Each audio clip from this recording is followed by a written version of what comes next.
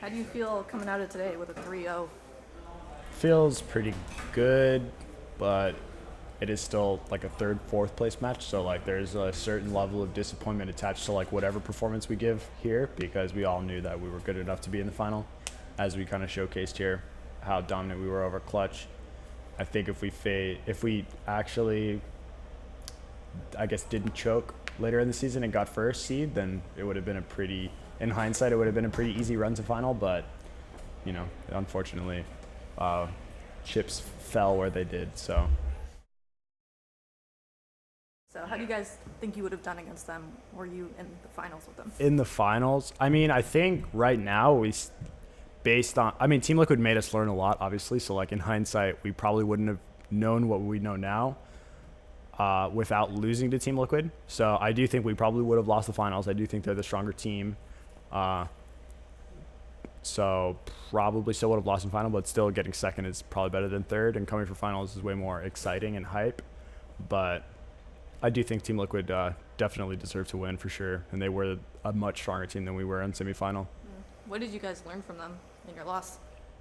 I personally learned a lot from Xmithie, just how to, when I was playing versus him in semifinal, it seemed like I was, the better jungler because I was, in kind of getting leads every game pretty easily against him, but how he plays around his laners was much more efficient in terms of like how to actually snowball the game instead of just snowballing individually. So I learned a lot from that, and I used it in the series against Clutch. So a lot of thanks to Xmithie for teaching me the jungle again and again, because over every season he somehow finds a way to be a step ahead of me.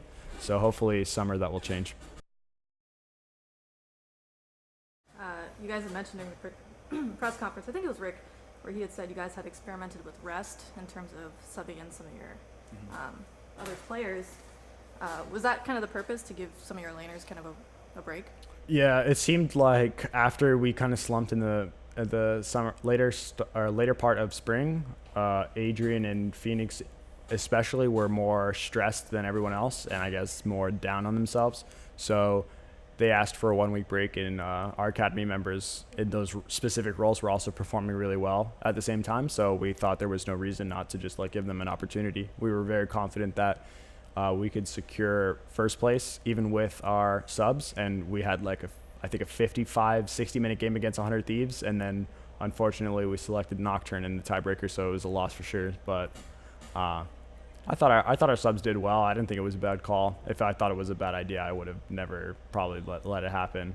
Playing without Phoenix always feels kind of bad, but if they said they wanted a week off, and yeah, I didn't see any downside to it really. You don't think they get rusty or not warmed up? I mean, most of the relief comes from just not being in the intense scrim environment, not from actually like they don't want to play the game. So like Phoenix still played solo queue the entire week he was off. Adrian probably did the same. So they were never rusty. They just really needed like a mental break, because it's just straight up like a month and a half, 2 months, 3 months maybe of just hardcore grinding and hardcore trying to play to perfection in every single scrim and every single solo queue game. So it's understandable that it was taxing on them for sure.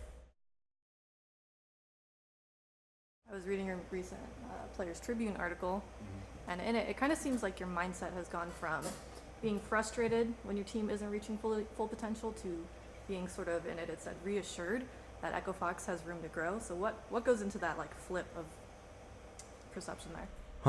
It kind of just depends on the mistake, or I guess the struggle we're having. This split, I was frustrated a lot, especially after midway through the split, because the mistakes we were making were very similar over and over again, and it just was this just like thing in our path that we really couldn't overcome.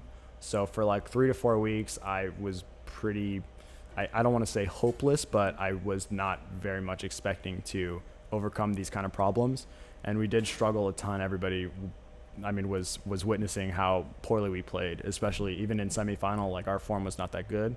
So, and thankfully we fixed most of our issues now, and Clutch series was like very one-sided. So hopefully we can just keep it up coming into summer, and next time we run into one of those walls again, we just overcome it a lot faster. Looking at your teammates, who do you feel like has then grown the most of the split? Of all the teammates, I think Johnny has grown the most. In the beginning, he and Adrian, I guess, both had this kind of confidence that wasn't exactly justified, but more so they were on a very strong team, and they felt like every game was just going to be won by the fact that we had won every game before. So midway through the split, when our slump happened, everybody was like blaming our bottom, and Johnny and Adrian were both under fire a lot by community criticism and even internal criticism. So I think Johnny especially had a lot of individual growth, and he strived towards just everything he needed to improve on, and I think he did a really good job this split rather.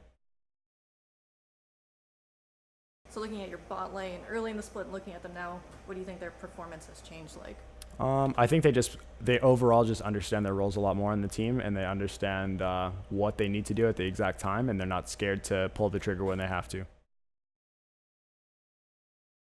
Is there a facet in which you think you've grown most? I think the main point of my growth was just how hard I can punish junglers on timings, with especially playing around Phoenix and Huni, because they're just so dominant in the laning phase. You might have seen a little today. Yeah, may have seen a little bit today how easy it is for us to kind of just take control of the entire game topside.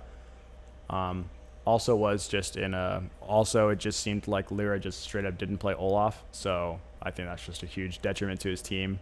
I think if they don't play Olaf, they should have banned it from game 1, but they didn't, so I got 2 free wins, and then we got a free ban third, so they had to drop Camille, and then Huni got Camille, so it was pretty much a free win as well. So I think my growth primarily was just how I play with my team, because I've always, in my opinion, been a very dominant player in terms of like individual skill compared to other junglers in North America. So it's all just about how you use your individual lead and move it into a team lead. We talked a lot about growth over the split. What do you think is kind of the goal for next split? Next split, definitely we need to make top 2. That is the primary goal for me.